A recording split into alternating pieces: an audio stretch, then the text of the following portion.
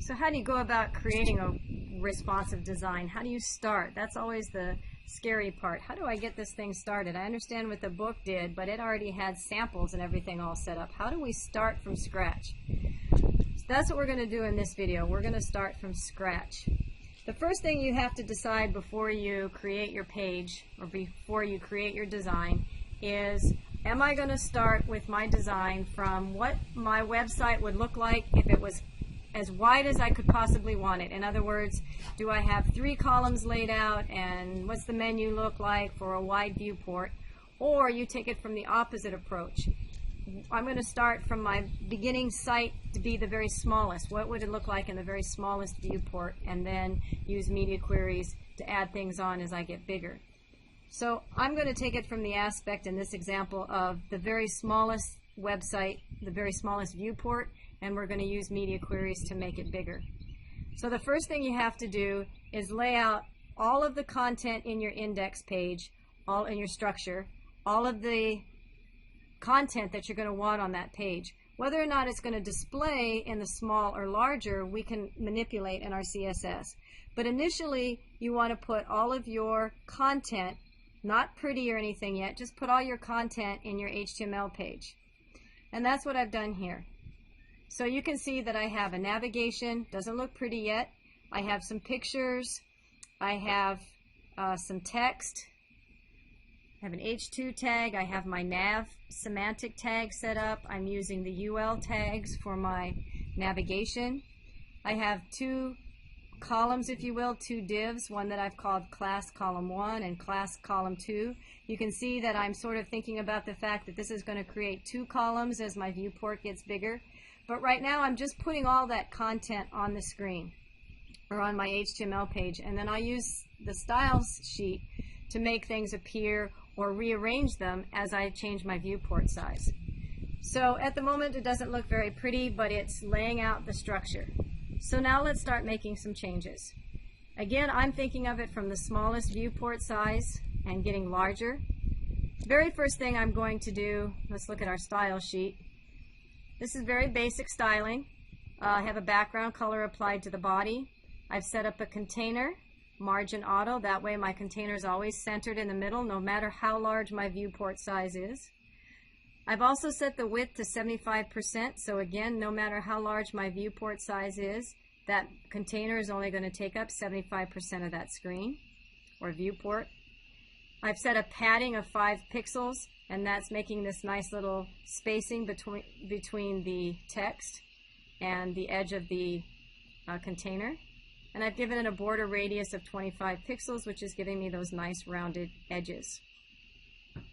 So when you're designing your style sheet, you initially put down all of the styles that you want to display for your default viewport. In other words, our default or our starting viewport is our smallest size. So we're going to create all of our default properties in the main part of our CSS, in the very beginning of our CSS. In other words, you're not going to see any media queries before any of our main CSS.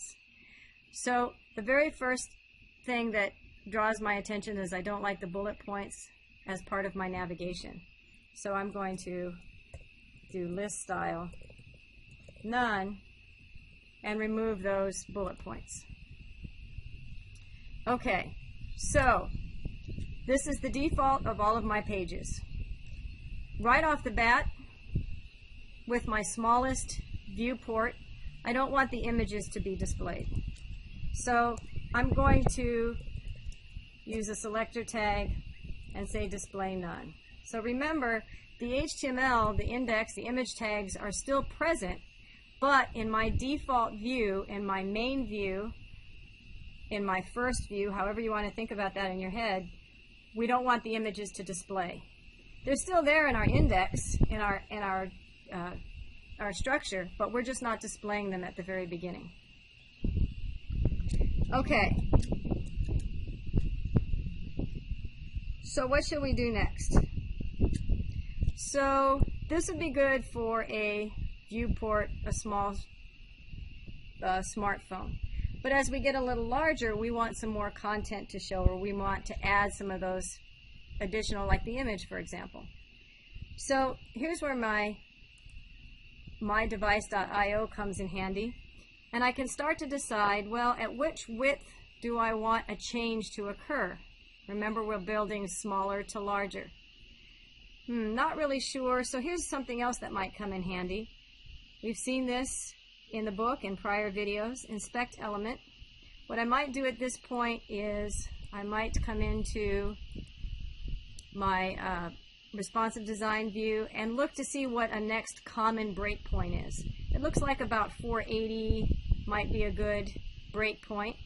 So I think I'm going to look at it, and this is completely arbitrary. You have to make the decision based on the layout of your web page.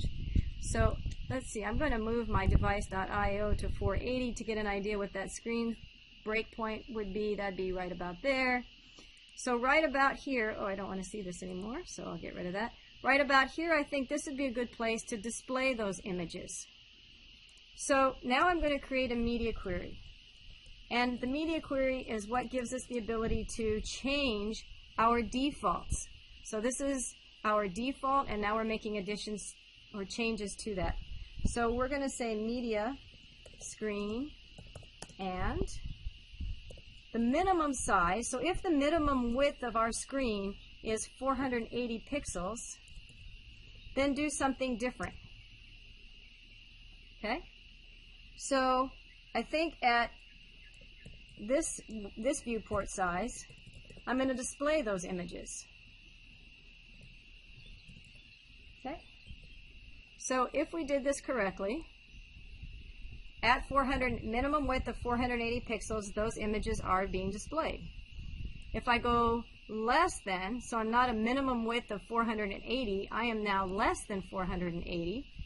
Well, pretty close, I guess. This isn't exact science, but it's pretty close. My images have gone away. So I'm creating breakpoints from smaller to bigger. Okay? I think at this point it also might be nice to have the navigation display across the screen instead of up and down. So I think at this same breakpoint, I'm going to make a change to those LI elements, and we will display those as inline block. So in other words, side by side instead of up and down. Let's see if that works. Sure enough. Well, they look awful close to each other, so I think I'll add some padding to make them look a little bit farther apart. Let's see if that works. Save that and change it. Yeah, that's looking a little bit better. I think just for visual, I'm going to make that font size. Oh, am I missing it? Nope, that's right. Font size. And I'm going to do 1.5 EM. Now 1.5 EM, if that wasn't clear before, simply says 1 is what the default size would have been without my help. So 1.5 is saying whatever the default size is in that browser, because every user can set the height larger or smaller depending on your eyesight. So I'm saying make it 1.5 times larger what it normally would have been. So let's see if that works. Reload our page, and sure enough, at our 480 pixel breakpoint, our font size changes and also our images showed up. So that's looking good so far. All right. What else can we do? Well, if I spread this viewport size larger, well, that's starting to look kind of yucky with that text just being spread across that white screen. That doesn't look very visually appealing. So I think at some point we're going to have to add another breakpoint. And now what we might do is let's put some of this text so that it floats to the side of our images. So let's see what a good breakpoint for that might be. I'll look at this and say, let's say right about, I don't know, right about here maybe. That seems very uncomfortable. It would look nicer now at this breakpoint if our text was to the sides of our images. All right, so let's look at my device. So I'm at about 800.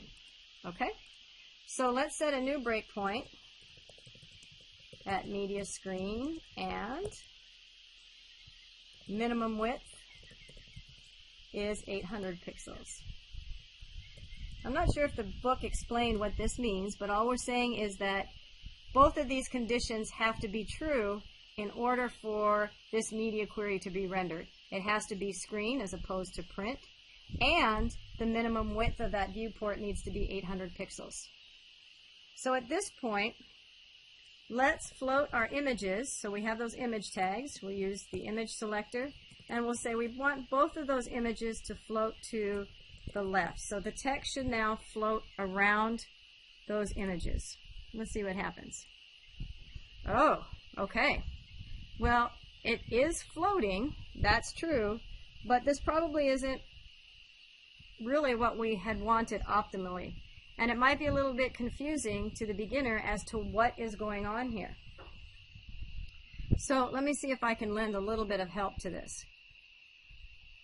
When we float something to the left, everything that's after, we've asked the image to be floated. So everything is floating around this image, including the let's just look at our HTML. So your browser went along here and said, oh, I hit this stitch image, so everything that follows me needs to float around me as long as there's space beside me. So the P text got floated. There was still room underneath the P text, so the browser continued to put the column to float the column around. Well, that's not really what we wanted to do. What we wanted was this div class 2, column 2, to be below. We don't want this part floated. So that's where we can come in, and again at this width, I'm going to take that class, which was called column 2, and we're going to use that clear all property, which is a little confusing. Let me make sure that works before I explain it. And what did I do wrong? Column 2, clear, oh, it's not clear all. I put the wrong property. It's clear both. Okay, so now let's try it. Okay, so now what happened? Still not perfect, but it's better. So what clear says is, I'm column 2. If at this point I'm being asked to float around something, and it was being asked to float around this image, this clear says, I no longer want to float around anything. If I'm being asked to float around something, clear me from that. Make me move completely away from where you would float me and put me where I would have been if I wasn't getting to float, which would be below that div. So no longer float me around this image, clear me from that, and put me where I would fall naturally without being floated in the HTML. So now I can move, that moves Barak down below stitch. Looking better, but we still have some problem here, don't we? What's going on with that? Well, what's happening here is a little unfortunate side effect, but it's one we have to contend with. Anytime you have an item that's floated, as we do with these images, that float is moved away from the knowledge of the browser. In other words, once we've moved this image to the left, the browser no longer had any idea how high or had very much information about this image. In other words, the browser no longer knows how long that height, how high that div is, or how high that image is, or how much space to leave for this image so it will fit within the div. The browser knows all of this information about the text and allows that information to flow in the container, but the browser no longer understands how high that image is, and so therefore didn't leave room for it or accommodate for it in this container. And so somehow we have to give the browser the information to know that we need to leave space for Barack Obama. Well, there's lots of ways to do it. We could set the div to a certain height, so that way we can tell manually the browser how high it should be. But we're going to do another little trick. So after the div, I'm going to put a footer, and we'll make this footer be whatever. I'll put my name. Okay. And if I then put it, go ahead and see it. Well, there's my footer. You can see again that the browser still has no idea that this image is here. So it's just rendering the footer right next to whatever it's supposed to be floating next to. So what I'm going to do is, in this same media query, I'm going to tell the footer, I'm going to select the footer, and I'm going to tell the footer to clear both. In other words, same scenario. That footer is floating around this image. And I'm going to say, let's not float. If you're being asked to float around anything, footer, I don't want you to float around anything. You need to sit by yourself at the very bottom of this page. And in fact, it does. Now, actually, footer, clear both. I never want that footer to float around anything. So I think I'm going to put that in the main default of the CSS. So no matter what happens, I never want that footer to float around anything, so I'll use clear both that says don't float around anything, just always end up at the bottom where you're supposed to. So since we're here, let's just add some text align center, and let's add some padding just to give it a little bit more space around the text and see if that looks a little bit better. Okay, things are looking a little bit better here. So now we've got a second media query, and we'll just make sure our queries. So yes, when we're smaller, our images go away. That looks good. And then as we get larger, we have our navigation across the top. Our images are showing. And then if we go one more screen higher, well, we haven't done one more screen higher yet. We probably should. So as we start to stretch further, this is a good candidate for breakpoint to add our second column. So instead of Barack showing up down here, perhaps we can float him to the right of Stitch. So let's set a new breakpoint. Let's try another one. Let's see where we're at here. 9:30. All right. 9:50, something like that. Well, maybe a little bit wider. We want to have enough room for two columns. So I think I'm going to go, well, 10:20 looks pretty good. So let's try that. So let's make a new media query for another larger viewport size, screen and min width of, let's do, well, I was going to do 1,000, but that's pretty close. Let's go just extreme there, 1280 pixels. Oops, pixels. No semicolon. Okay. Okay, so now what I'd like to do is I'm going to float this column to the left, and I'm going to float this column to the right. So I will have two columns. Now we call those class column 1, and we're going to do float to the left, and I'm going to do column 2, and we're going to float that to the right. Oh, oops, got to spell column correctly. That's always important. Okay, so let's see what happens here. I guess we have to go larger.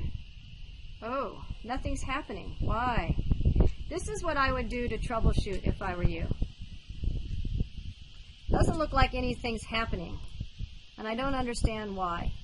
So what I would do is, in troubleshooting, I would give whatever element it is that I'm trying to change or modify, I would give it some kind of property that's just really out there. Let's see, I'm going to do, let me not talk and do something at the same time. Let's give it a background color of purple. Okay? And let's give column 2, and I'll show you why this is helpful in a minute. Let's do, this one is yellow. Okay. So now that I have some wild background colors, I can start to see, okay. So, interesting, right? Why is this not floating to the left and right? Well, this purple is showing me, and this yellow is showing me, that this div, without my telling it what size I want it, how much space, how much size I want it to take up, it's taking all the space that it possibly can. So it can't automatically adjust itself to float left and right unless I tell it how much space each of those columns should be taking up. Which means let's see, let's go back in, and for column 1 I'm going to give it a maximum width of 45%. And I think for column, let's just start that off and see how what that does for us. So now, okay, so column 1 can only take up 45%. So there's now room available on the right to float that column, the second column. The problem is that column thinks that it gets all of this space, so it's not going to just put itself there. So we need to let it know you only get whatever, 45% also, or whatever you want your, maybe you want a 25-75 split or whatever. So I'm going to give this one also a 45%. All right, and now let's see what happens. Okay, and then you're saying, well, that's okay. This column 2 should fit up here. Oh, I hate CSS. I know, CSS is really frustrating because of things like this. And this is where you just have to practice and really pay attention to, or look over your code to see what's going on. And it's just practice and trial and error and pulling your hair out and having it turn different colors, and then you can dye it back to the normal color when you're all done. But let's see why this is happening now. What we have going on is we have CSS that's being rendered. So all of this CSS is being rendered. And then any media query that is rendered afterwards, everything gets inherited unless one of these properties overrides it or changes the original setting. In other words, that happened with our image. So image, we displayed none. But then when we got to a screen width that was a minimum of 480, this image overrode the default image. And so now anything larger than 480 receives the new property. Okay. So keeping that idea in mind, we went 480 pixels. Then we said, well, minimum width of 800 pixels. So the 800 pixels inherits everything that came prior to it because it's 800 pixels, but it's still a minimum of 400. So both of these apply. And now that's why it inherited the image display block, but it also inherited a new property of floating to the left. So why are you telling me this? What does that have to do with our problem? Well, here's our problem. Because now that we're at a minimum 1280, 1280 is also inheriting everything that was 800 and everything that was 480. And if you look in 800, we said that if column 2 is floating, remove the float. Column 2 is not allowed to float at all. And so what's happening is the float is being cleared. Let's look at our page again. So get it larger so we can see it. So it's not floating because we said it was made clear that clear both, no floating is allowed if you're column 2, but it's still trying to float that column to the right and take up 45%. So it's inheriting the clear both, and it's also applying the new attributes. So we need to override that one. So let's come in here into our larger screen and say if we have a clear, use none. So we're overriding the property that inherited. So now if you're 1280 pixels, there's no clear for you. If you're supposed to float, go ahead and float. So let's see if that in fact worked. Sure enough, things are looking a little bit better. So it can be very frustrating, but you have to really keep in mind if something isn't working the way you think it should, remember that it's inheriting something from above it.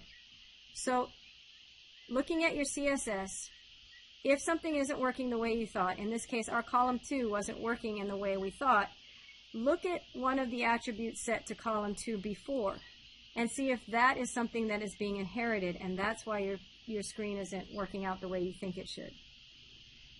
So hopefully that helps give you a visual on how to build from smaller to larger. So to recap, remember we put all of our content on the page. We then set our styles, our default styles, to render everything that we wanted for that default page, that default viewport that we had in our visual. And then we made our screen get larger, and for each breakpoint that got larger, we added a new property, which inherited properties from before. Remember that as we added a viewport, this viewport is still inheriting the properties from before because it's still 480 pixels, it's still 880 pixels, 800 pixels, and so forth. So it's best to just do these things one at a time. Start small and work your way up and just add a media screen at a time, one at a time, media query. And then if you ever get stuck, apply something like an outrageous background color that you will make go away when your final production. Another one I use quite often instead of the background color is a border. I might do 2 pixels, solid, and something really silly, like, or double even, double, and do something really obvious. Greens are, again, I'll use the purple so that'll show up. So that way when I'm looking at it in the screen, I have a real good idea of how wide that element is, or where that element is that I might not have seen otherwise if I couldn't see what the border was. So try those tricks and see if it helps. Remember, CSS is frustrating, I know that, and the only way to do it is just trial and error and practice. Feel free to send me any of your work in progress, and I'll make sure that these files are available for you, so if you want to practice or play with them along the way, you are certainly welcome to. Hope this helps.